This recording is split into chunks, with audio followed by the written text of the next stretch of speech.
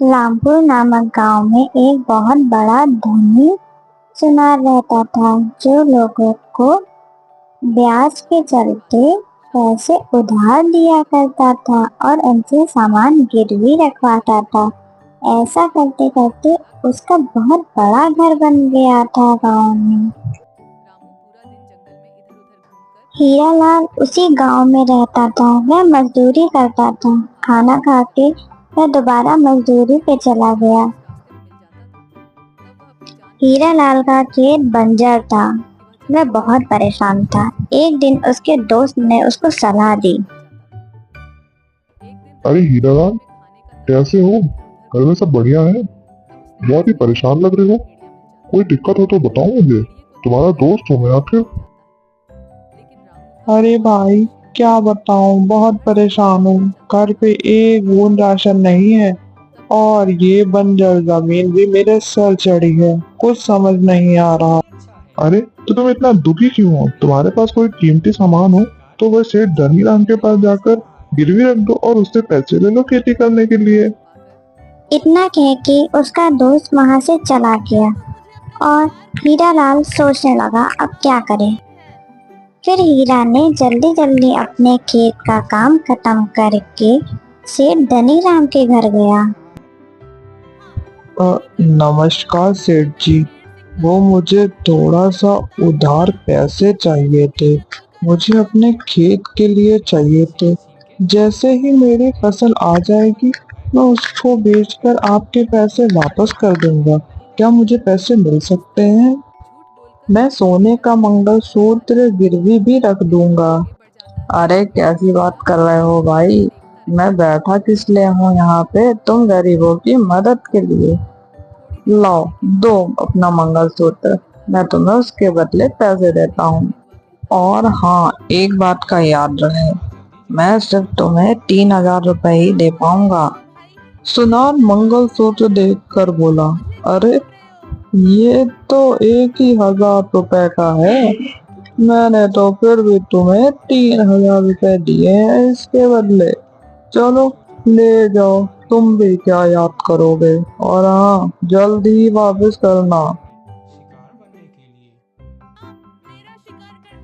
हीरालाल सुनार की बात मान गया और उसे धन्यवाद कहकर वापस अपने घर की ओर फसल काटने चला गया।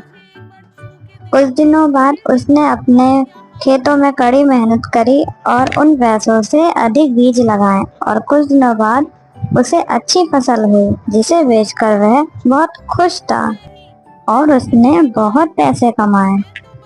दोनों पति पत्नी बहुत खुश थे क्योंकि उनके घर नई खुशियां आई थी। तभी हीरालाल अपनी पत्नी से कहता है कि वह जा रहा है वो मंगलसूत्र उस सुनार से लेने और उसे पैसे वापस करने।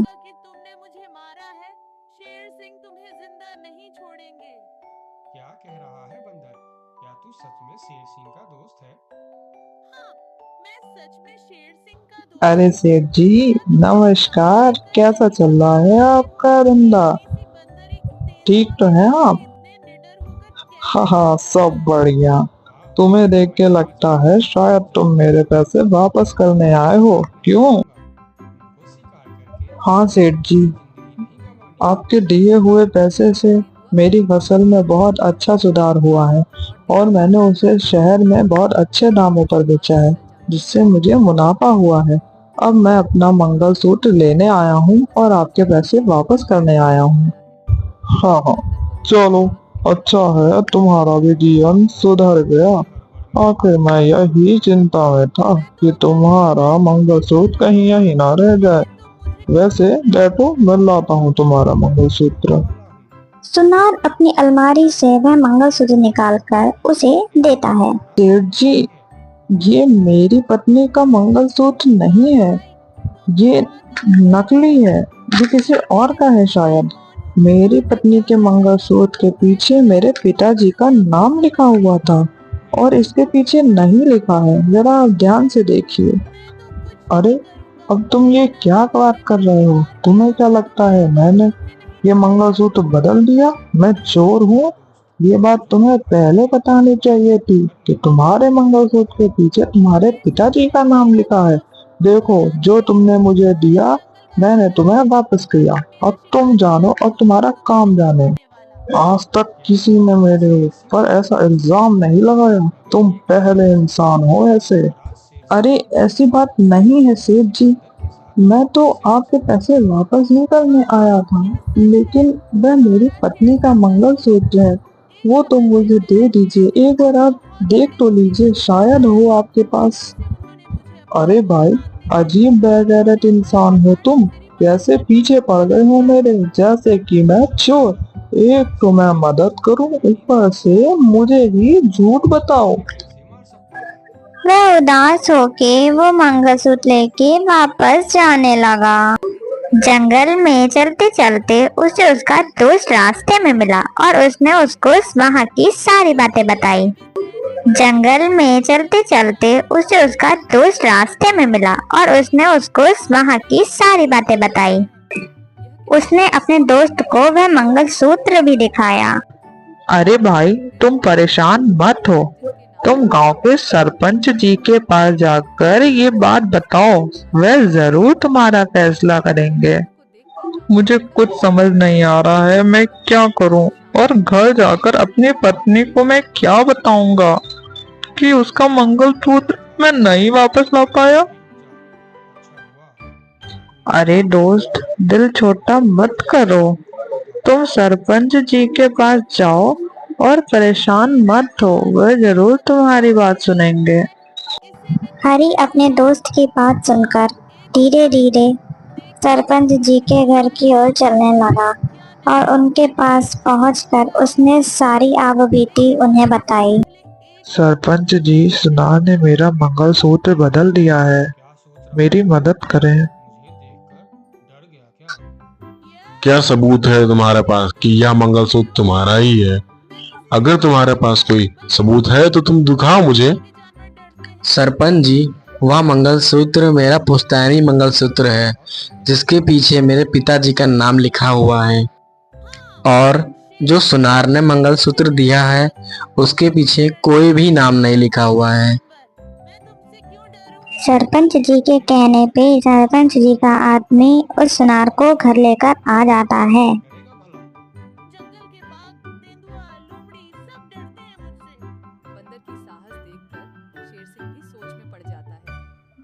बोलो सेठ, क्या तुमने हरी का मंगलसूत्र बदल दिया है? तुम्हारे पिताजी तो ऐसा नहीं करते थे। आखिर बात क्या है सेठ? तुम मुझे सही सही बताओ। सरपंच जी, मैं तो इन गरीबों की मदद करता हूँ, इन्हें कर्ज दे के। कभी आज तक ऐसा हुआ है कि मुझे घर आना पड़े? इस हरी की ही नीयत खराब है मेरे पैसों पर, तभी ये मुझ पर उल्टे सीधे इल्जाम लगा रहा है। अगर तुम्हें इतनी ही दिक्कत है तो तुम इन गरीबों को पैसे उधार में देते ही क्यों हो? हरी, अब तुम बोलो, सच्चाई आखिर क्या है? सरपंच जी, मैं एक गरीब आदमी हूँ, मैं क्यों झूठ बोलूँगा। बस आप सेठ जी से बोल दीजिए, असली मंगलसूत्र मुझे वापस कर दें। वह मेरा पुश्तैनी मंगलसूत्र है, जिसके पीछे मेरे पिताजी का नाम लिखा हुआ है। सरपंच जी, ये मुझ पे इल्जाम लगा रहा है। मैंने तो सोचा ये गरीब है, क्यों ना इसकी मदद कर दूं। मैंने तो इसके जैसे लाखों की मदद की, पर किसी ने कुछ कहा नहीं, लेकिन ये मुझे ही गलत ठहरा रहा है। सरपंच जी, ऐसे तो ये मुझे पूरे गांव में बदनाम कर देगा। अब इसका कोई आप ही उपाय निकालिए सरपंच जी। मुझे लगता है सेठ सही है, शायद गलती तुमसे ही हो रही है। एक बार तुम जाके उस मंगलसूत्र को दोबारा चेक करो और उसके बाद देख के मुझे बताओ, फिर आगे मैं देखता हूँ। आज की सभा यहीं खत्म होती है। सरपंच जी की बात सुनकर सेठ मन ही मन खुश हो गया कि अब उसकी चोरी नहीं पकड़ी जाएगी, लेकिन हरी उदास हो गया। उसका पुश्तैनी मंगलसूत्र अब उसके पास नहीं था। सरपंच जी के मन में एक ख्याल आया और उन्होंने अपने आदमी से कहा, मुझे लगता है ये सेठ झूठ बोल रहा है। हरी का मंगलसूत्र इसी में रखा हुआ है। ये सेठ जहाँ अपना सोना रखता है, तुम जाके उस सोने को चेक करके देखो और शायद उसमें ही हरी का मंगलसूत्र हो। मैं चाहता हूँ ये काम तुम जल्द से जल्द करो, वरना वह सेठ सतर्क हो जाएगा और अगर कहीं वह मंगलसूत्र छुपा ना दे। जी सरपंच जी, जैसा आप कहते हैं मैं वैसा ही करता हूँ। ये बंदर तो शेर सिंह के ऊपर सवार लेकिन ध्यान रहे, तुम्हें बहुत सतर्क होके सेठ के घर जाना होगा, ताकि उसे ये ना पता चले कि तुम मेरे आदमी हो। ठीक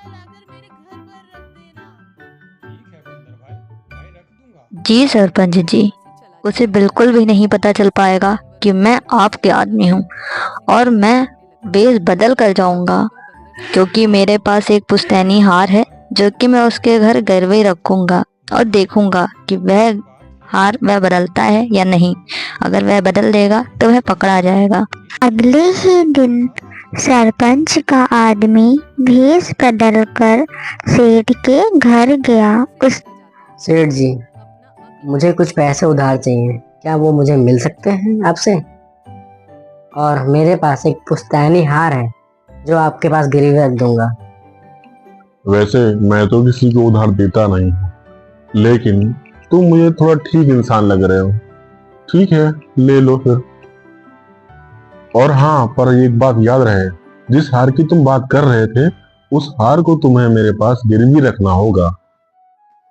हाँ हाँ, क्यों नहीं सेठ जी, जैसे ही मेरे पास पैसे आ जाएंगे मैं आपके पैसे लौटा दूंगा और अपना हार भी ले लूंगा आपसे। सेठ उसे पैसे दे देता है और वह वो पैसे लेकर चला जाता है। कुछ दिन बाद वह सेठ के घर वापस आता है, वह पैसे लौटाने और अपना हीरो का हार ले। सेठ जी, ये लीजिए अपने पैसे और मेरा हार मुझे वापस कर दीजिए। सेठ जब उसका हीरो का हार निकाल रहा होता है तब वह व्यक्ति देखता है कि हरी का मंगलसूत्र असली वाला उसके ही टोकरे में पड़ा है और वह जाकर सबको ये बात बता देता है। फिर सरपंच जी उसको भरे गांव में बीच बाजार में बुलाकर उसको गांव से बेदखल कर देते हैं और हमेशा हमेशा के लिए निकाल देते हैं। सरपंच जी ने हरी को इंसाफ दिलाया, इसीलिए कहते हैं हमेशा सच का साथ देना चाहिए, ना कि झूठ का। आज की कहानी यहीं तक। फ्रेंड्स, अगर आपको मेरी स्टोरीज अच्छी लगती हैं तो हमें सब्सक्राइब करें और नई वीडियो के लिए बेल आइकन जरूर क्लिक करें। Thank you.